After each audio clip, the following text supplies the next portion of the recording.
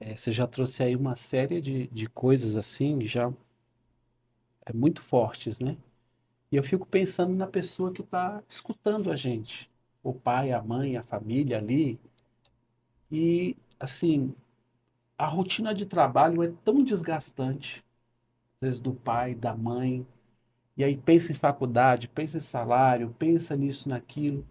E quando chega em casa, muitos pais, muitas mães, sinceramente, se sentem assim cansados e sem disposição de falar, poxa, eu ainda tenho que dar atenção para o meu filho, eu ainda tenho que vigiar o que que ele está vendo, o que que ele está fazendo, eu ainda tenho que ter um tempo com ele, então a rotina está tão pesada, está engolindo tanto, né, a dinâmica de muitas famílias, que quando você começa a trazer essa série de informações, eu acho que o sentimento de muitos pais é pensar assim, como é que eu vou dar conta disso?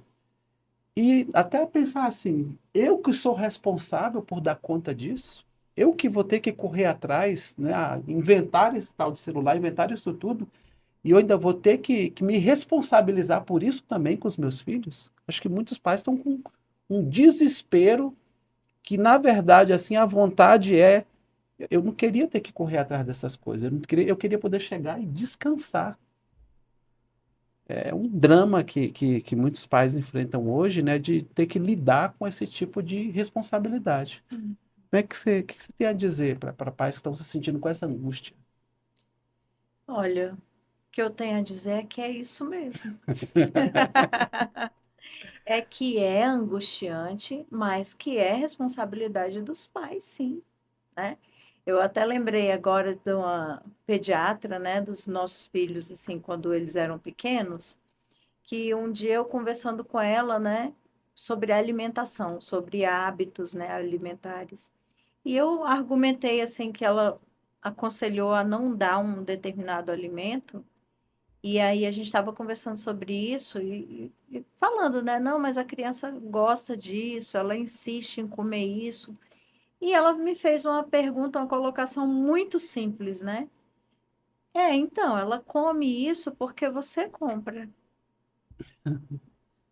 né? É, Se você não comprar, ela não vai comer, né? Porque quem faz as compras, quem tem essa responsabilidade de fazer as compras, de definir a alimentação da família, são os pais, né? São os adultos da relação, afinal, né? É desafiador? É desafiador. Mas é uma responsabilidade que a gente não pode se eximir. Então, se a gente se propôs a ter uma família, a criar filhos, é muito desafiador criar filhos. Mas a organização da nossa casa, a dinâmica da nossa casa, ela é a responsabilidade dos adultos, da relação, né? Dos pais. É cansativo? É cansativo supervisionar, né? A gente não pode dizer que não é. É cansativo, sim, mas a gente tem que estabelecer hábitos, né? A nossa família não pode ser levada pelo que os modismos, pelos momentos. É claro que é um fenômeno novo, né? Acho que antes da pandemia nós não tínhamos acesso a tantos eletrônicos. Agora, com a pandemia, gerou-se uma necessidade maior de acesso, inclusive para as crianças que tiveram que ter aula online, tiveram que fazer tarefas mais no computador, né?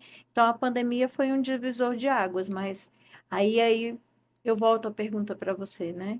E a gente vai deixar essa onda levar os nossos filhos, né? então, Kézia, mas puxando mais um pouco essa questão da responsabilidade e da angústia de muitos pais, o que que eu vejo? Muitos pais se sentem perdidos nesse processo, né? Que assim, Sim. não sabe o que fazer, não sabe como lidar, não sabe onde buscar ajuda. E muitos pais nessa angústia ficam pensando o seguinte: é responsabilidade da família? É responsabilidade da igreja, do governo, da escola? Porque, por exemplo, nessa questão da escola mesmo, é como se muitos pais pensassem bem assim: poxa, quem tem que falar disso é a escola, ou sou eu.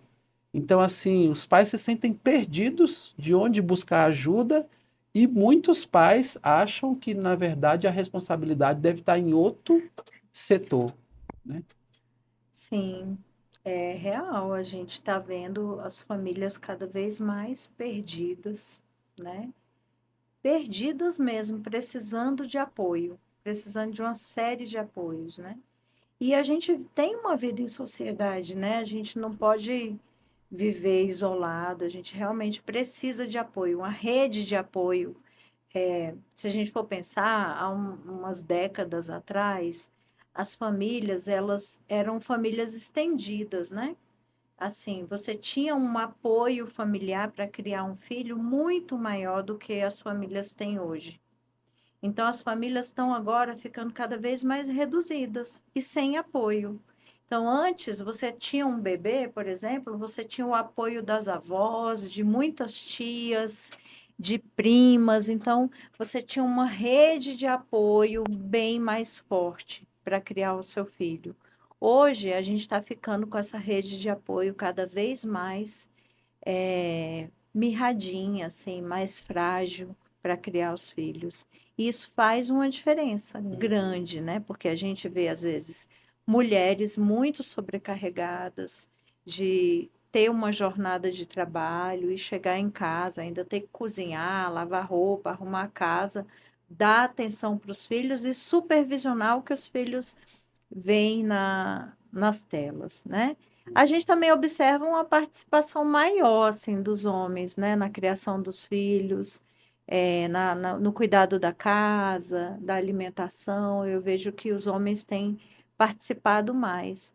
Mas a gente vai precisar, sim, de um apoio da sociedade, de um apoio da escola, de um apoio da igreja, de outros recursos da sociedade, um apoio. O que a gente não pode é terceirizar, né? Achar que essa responsabilidade da criação dos filhos, de estabelecer os limites saudáveis, de oferecer informação de qualidade, de ter presença, isso a gente não vai poder terceirizar. Uhum. Realmente uma atribuição ali, um papel da família, dos pais, né?